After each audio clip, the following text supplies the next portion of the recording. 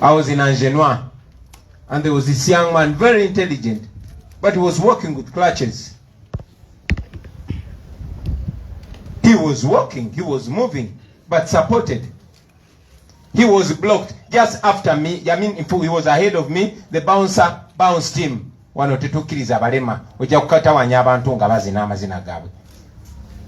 Because he was walking in what he called a funny way. And I came in walking like this. That was a funny way too. But he let me go in. This young man, and I'm glad to report that now, after so many years, I see the sense in him. He went to court and Angenois had to compensate him. Ladies and gentlemen, some of us have our eyes opened in tough times, while others have their eyes opened early enough.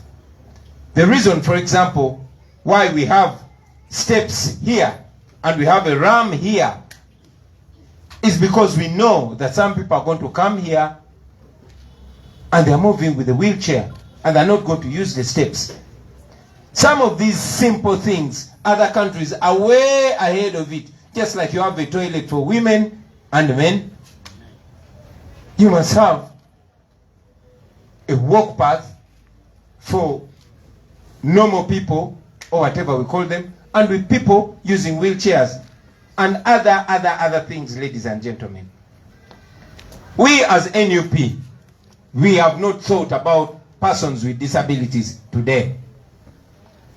And as one of our brothers was reporting to you, he actually got, two of them got the disabilities or the special need when we were going to Mbarara to launch our manifesto, which manifesto, and Edgar quoted, includes an envisionment of the plight of people living with disabilities. Ladies and gentlemen, these are not just special needs, these are rights. Because in NUP, we know the difference between equality and equity. I mean, if there are steps, yes, everybody is equal, everybody should use the steps. But there's no equity in that.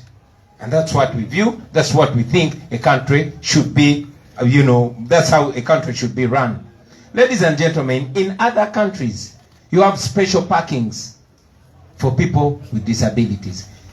You have special places with people with special needs. That is what is supposed to be, not only in a developed country, but everywhere where there is humanity. We don't have it in Uganda, we want it in Uganda, and we will get it in Uganda. A government that is serving people must be able to recognize the needs of these people. And this is not just starting. This has been happening since time immemorial. It is just being destroyed. I'll give an example. They demolished to build Kingdom Kampala was a school that had a provision for the deaf, for the blind, and other special needs. Schools for children with special needs and disabilities are reducing instead of increasing. I was talking to my wife, Babi, where she went for her primary in Mbarara, St. Helens. She used to study with children who are blind. As a matter of fact, one time I was moving with her and this blind guy, I was talking to her. Babi had not recognized her old friend because he had changed. I mean, he was a friend in primary, P3. But when the guy heard the voice, he said, Itungo. And then Babi turned. And that's when she recognized her old friend. But because of those skills that are built, we get to realize that these people are not actually disabled. And like a brother said, they are abled differently. So today, ladies and gentlemen, while we celebrate this day, we should take time to reflect on these, our brothers and sisters. They are a huge chunk of us, just as much as we need them. Not only helping them, I mean, we've had brilliant ideas from people with disabilities. And I believe these are ideas that are helpful to society. So while I encourage the population, the society to embrace people with disabilities, I want to encourage you, brothers and sisters with disabilities. Don't sit on yourselves. You are just as good as everybody else. Be included, and the only way you're going to be included is by including yourself. If you don't raise your voice, nobody is going to hear you. If you don't put up your hand, nobody is going to see you. So rise to the occasion and be part of the decision making. Be part of policy making. Be part of leadership, ladies and gentlemen.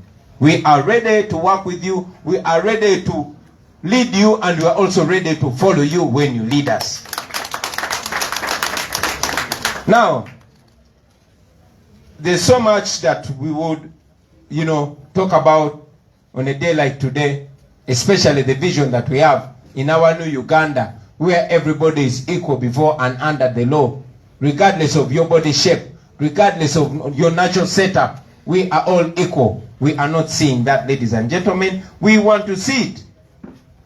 We as people, you have said, you are used as special people, just like women. Funiraya bakazi batano, funiraya wabalema 10. Then they use you for posturing, and that's the end of it. It should be better than that. And it will be better than that. My message, therefore, to you is you must be involved to make sure that these institutions are actually working. You will ask Parliament to make the laws. The laws were made long time ago. They are not only being followed. The institutions are being set up. Edgar's talked about the National Council for Persons with Disabilities. But all these institutions have been reduced to regime survival. Just like police does not keep people safe and their property, but is keeping the regime safe. That is the duty of the military. That is the duty of Bank of Uganda. That is the duty of every government institution. And that is the duty now of all other institutions. Even National Council for Persons with Disabilities. Basoka kubuza egwe oliwa yero. That is not the duty of that institution. That institution is supposed to be looking out for the plight of the people it is mandated to look out for. Unfortunately, that is not the case. So, for as long as we have bad leadership, we have a problem. And I completely agree with the theme of this year, leadership and mindset change. First, and here they started with leadership. I've addressed it to you, a leadership that considers you, a leadership that is answerable to you, a leadership that knows that you are just as worthy as any other citizen. We still have a problem. So let us together fix the leadership problem. For the women, for the PWDs, for all sections of people, it begins and ends with leadership. Now, with the mindset, I just want to send a message to all people, all citizens of Uganda, all people. It is important for you to adjust your mind and face the reality that this is who we are. It is not who they are. It is who we are. No single family does not have a person living with a disability. All families. You can deny it, you can lie to yourself, but that's a reality. And it does not stop there. The Baganda say, obulema tebujjadda. Just in this team alone, there are some people who 2 years ago were playing football together. But today, he has one leg or no legs at all. After the failure of leadership, we are all candidates for disability, all of us. I would have pointed out on people, but Eddie Mutwe,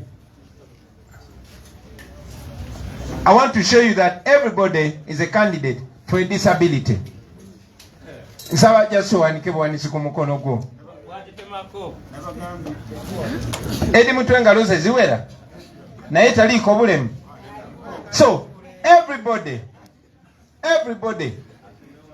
you might despise or undermine or not care about the plight of people living with disabilities. But tomorrow, you'll be the one leading that facility.